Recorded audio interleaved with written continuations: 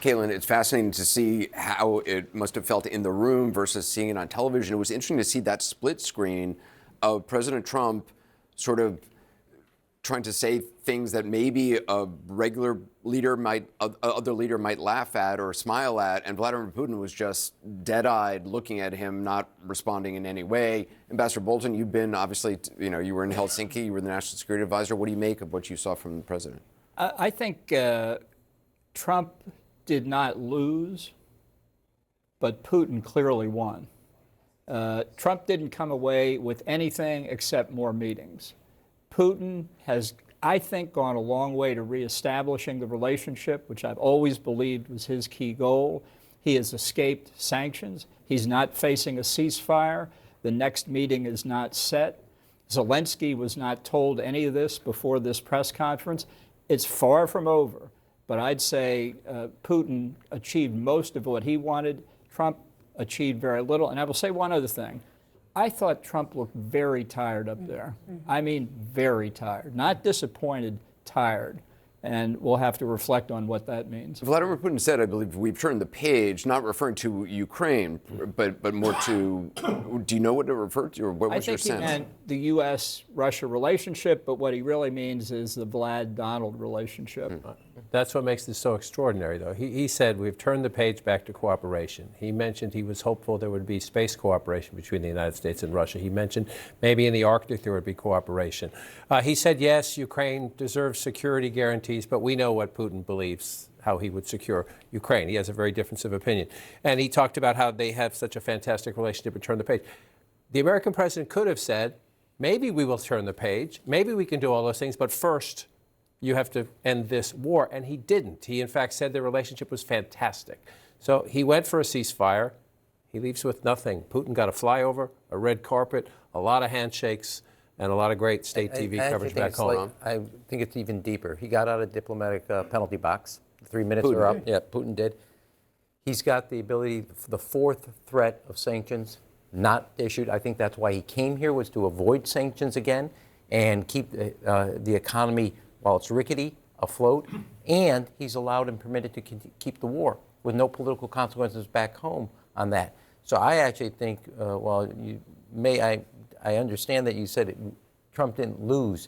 I actually think Putin came out of here more significant a winner because he has no sanctions, no economic or political isolation, and he keeps the war going for what he wants.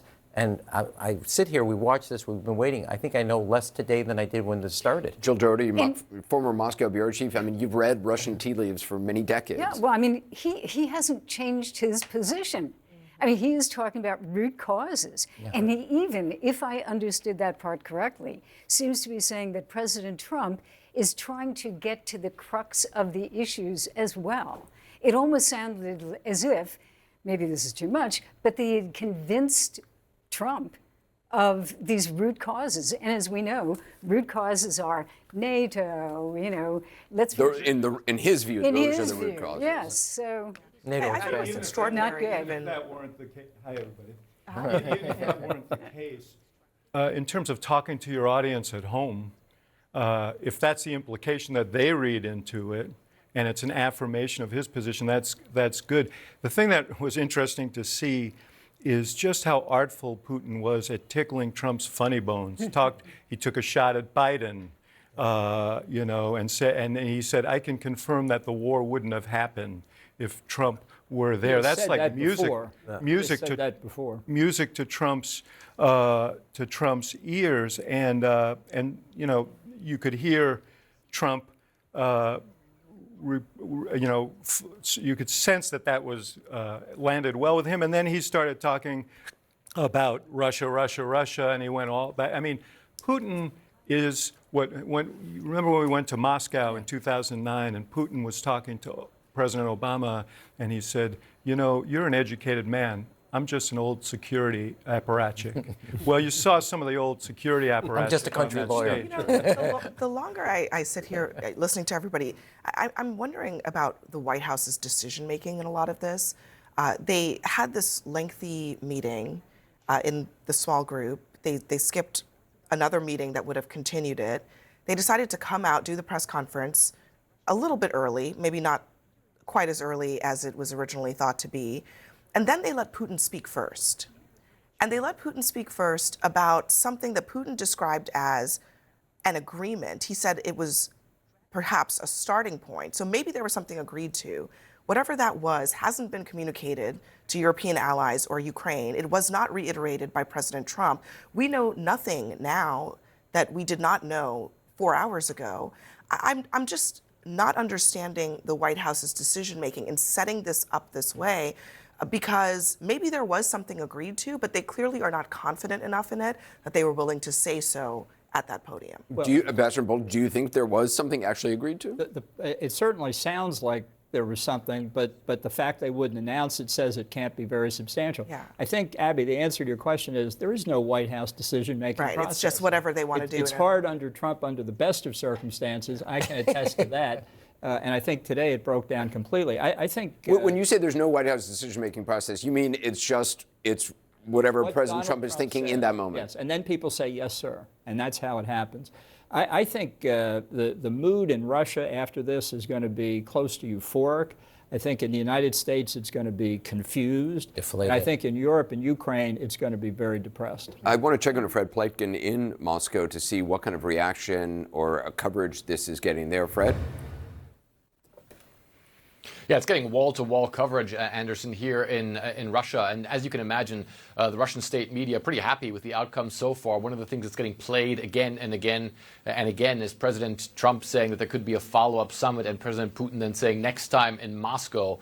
That certainly is something that the Russian press is sort of zeroing in on, generally saying that they believe that the meeting went very well for Vladimir Putin, obviously outlining the fact that Vladimir Putin does not appear to have made substantial concessions to the U.S. president, certainly not towards any sort of ceasefire that might be imminent. The fact that the Russian president spoke about the root causes of the conflict and that those need to be addressed, Russia's security concerns as well, that's the exact same rhetoric that we've actually been hearing from Vladimir Putin since the beginning of the full-on invasion of Ukraine.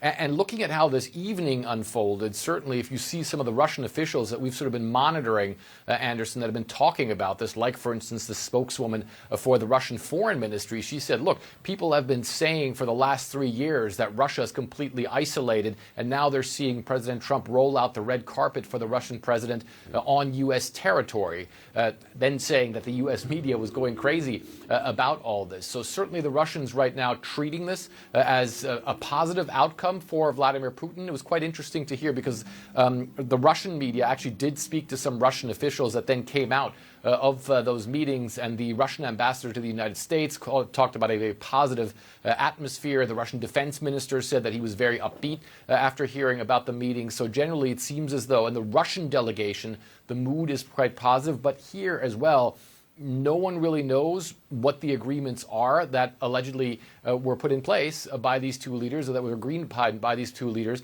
But the mood definitely on the ground here in Russia, in Russian media, and it seems also in the Russian delegation, seems to be a very positive one, Anderson. Fred Pleitgen, thanks very much from Moscow. Ram, do you want to say something? You know, yeah, I want to pick up, the president looked tired, maybe a little also, I would slightly put it, tired and irritated because he didn't get what we all know.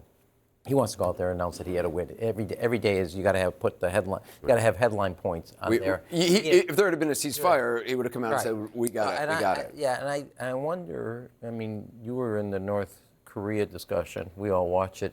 I wonder if there was actually a firmer red line, and they couldn't get to the place he wanted, and he got stuck on you get to that fork in the road and he refused to take it. Well, I'm not going to be. I think there may be a potential here that while we're hearing all these atmospheric words, productive, all this, my guess is the second meeting on the economic side was probably productive. Inside there, you're at a logjam on some core issues because President Putin won't give in and President Trump won't give him what he wants. The question I have is, other leaders around the world irritate the president. He slaps tariffs on them. Right. He punishes them.